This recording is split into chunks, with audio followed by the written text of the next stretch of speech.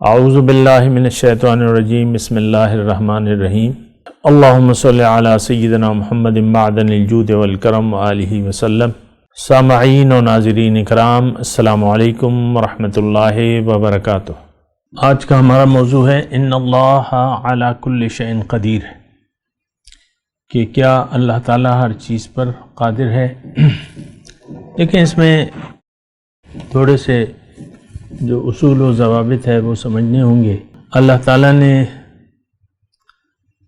جو ہمیں بنایا ہے اس کارخانے قدرت کو، تو اس کے لیے کچھ قوانین ہیں، کچھ قاعدہ قوانین اللہ تعالیٰ نے اس کے لیے بنا دیے ہیں۔ دنیا میں بھی آج دیکھ لیں کہ کوئی قاعدہ قانون جو اللہ تعالیٰ نے بنایا ہے وہ نہیں بدلتا۔ پانی کا جو فارمولہ ہے مثال کے طور پہ، تو وہ پانی کا فارمولہ وہی رہے گا قیامت تک۔ H2CO یا جو بھی ہے، ہائیڈروجن آکسیجن، یہ قانون ہے اللہ تعالیٰ کا، اور ہر چیز کا ایک قانون ہے، اور وہ قانون کے مطابق ہی فیصلہ ہوتا ہے۔ آگ جلاتی ہے تو وہ جلائے گی، اور برف ٹھنڈی ہوتی ہے تو ٹھنڈی ہوگی۔ تو یہ قوانین قدرت ہیں، اللہ تعالیٰ کے کچھ فیصلے ہیں، کچھ قوانین ہیں، اور اللہ تعالیٰ نے لکھ دیا ہے قرآن میں کہ یہ وَلَن تَجِدَ لِسُنَّتِ اللَّهِ تَحْوِيلًا وَلَن تَجِدَ لِسُنَّتِ اللَّهِ تَبْدِيلًا۔ اللہ کی سنت تبدیل نہیں ہو سکتی، اس میں کچھ کمی بیشی نہیں ہو سکتی۔ لیکن پھر بھی اس میں تھوڑے سے وضاحت ہے، وہ یہ ہے دنیا میں اگر اللہ تعالیٰ چاہے تو کچھ، جب اللہ تعالیٰ چاہے اس قانون کو بدل سکتا ہے، یا اس میں کچھ ذرا دیر کے لیے ترمیم کر سکتا ہے۔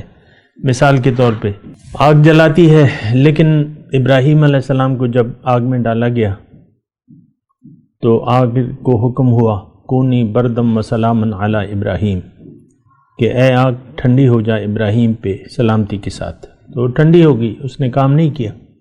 تو یہ اللہ تعالیٰ کی بعض دفعہ ایسا ہوتا ہے کہ وہ اللہ تعالیٰ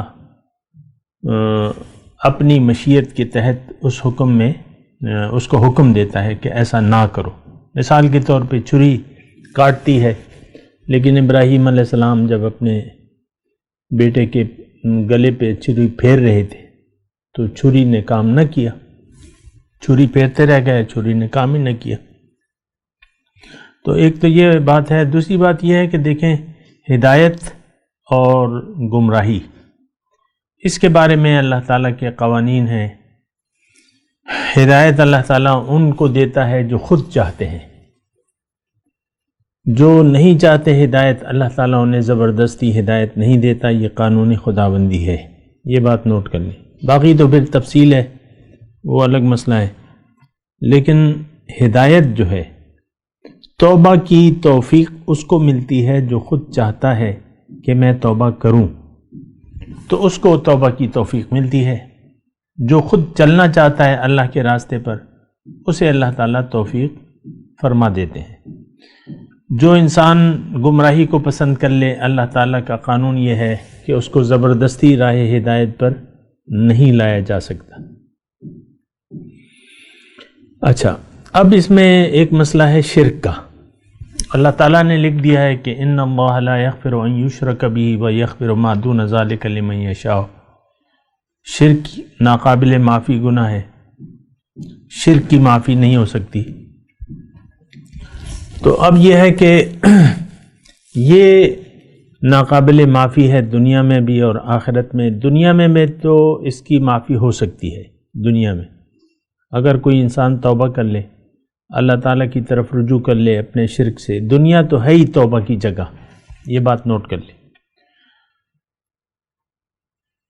دنیا میں توبہ تو قبول ہو سکتی ہے، جب تک سانس ہے تب تک آس ہے، اور موت کے آنے تک ہر گناہ، ہر شرک، ہر کفر کو اللہ تعالیٰ اس کی توبہ قبول کر لیتا ہے۔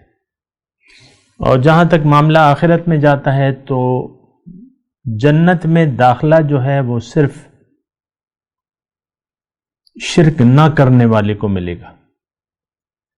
جو شرک کرنے والے ہیں، جو مومن نہیں ہیں، جو حق تعالیٰ سے انکار کرنے والے ہیں، کافر ہیں، ان کے لیے جنت میں داخلہ ناممکن ہے. کوئی شفاعت، کوئی امداد، کچھ بھی نہیں ہو سکتا ایسے لوگوں کے بارے میں. یہ بات نوٹ کر لیں اچھی طریقے سے. اگرچہ اللہ تعالیٰ قادر تو ہے جہنمی کو مٹا دے، اللہ تعالیٰ قادر ہے. اللہ تعالیٰ سب کے سب کو جنت میں داخل کر دے، اللہ تعالیٰ قادر ہے. اللہ کی قدرت کا سوال نہیں ہے، اس کے قوانین کا سوال یہ ہے کہ اللہ تعالیٰ اپنے قانون کو توڑتا ہے کہ نہیں توڑتا. تو اس کا جواب یہ ہے کہ نہیں توڑتا. یہ بات نوٹ کر لیں. اللہ تعالیٰ کے قانون جو بھی اس نے بنایا ہے آخرت میں بخشش کا اور سزا کا، وہ اٹل ہیں. مشرک، کافر، منافق، ان کی بخشش نہیں ہوگی. یہ جہنم میں جائیں گے سیدھے سیدھے، اور ان کی مغفرت نہیں ہوگی. تو یہ بات نوٹ کر لیں کہ اللہ تعالیٰ قادر تو ہے، لیکن اللہ تعالیٰ نے لکھ دیا ہے. وہ تو دیکھیں انصاف کرنے والا ہے، اور قانون توڑنے والا وہ نہیں ہے.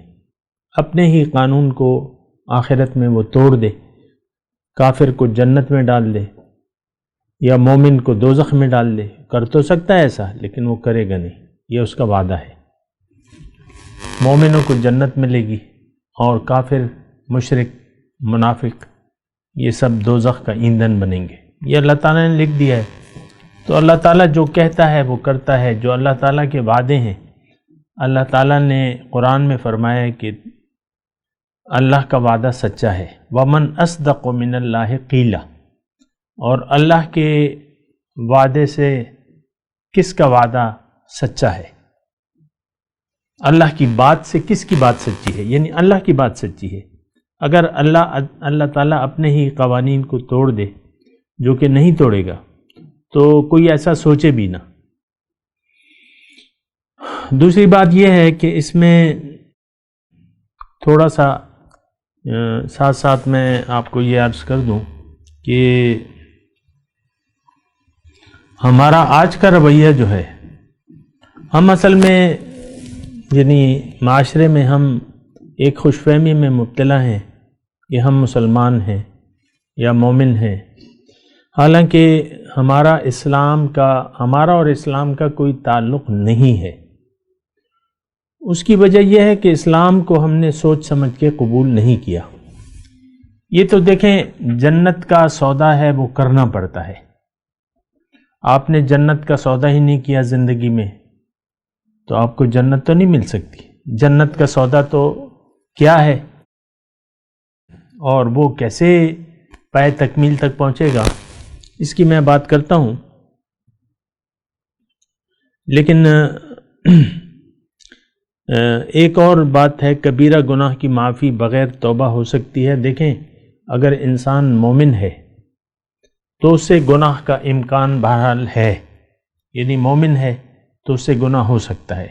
گناہوں سے پاک صرف پیغمبر کی ذات ہوتی ہے. تو معصوم عن الخطا پیغمبر کی، ہمارا عقیدہ یہ ہے کہ وہ پیغمبر ہوتے ہیں جن سے کوئی خطا نہیں ہوتی، گناہ نہیں ہو سکتا، وہ معصوم ہوتے ہیں کیونکہ وہ رہبر ہوتے ہیں. باقی ہر شخص سے گناہ کا امکان ممکن ہے. اب امکان میں یہ ہے کہ آپ سے گناہ صغیرہ بھی ہو سکتے ہیں، کبیرہ بھی ہو سکتے ہیں، اس کی الگ ایک بحث ہے. لیکن میں مختصر طور پہ کہہ رہا ہوں کہ کبیرہ گناہ کی معافی توبہ کے ساتھ تو ہو سکتی ہے، لیکن اگر کوئی کبیرہ گناہ کی معافی نہ مانگے اور گناہ پر اصرار کرے تو یہ مومنانہ صفات نہیں ہے.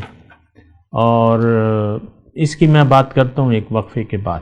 وآخر دعوانا ان الحمدللہ رب العالمین. مولایا صلی وسلم دائما ابدا علی حبیبک خیر الخلق کلہم.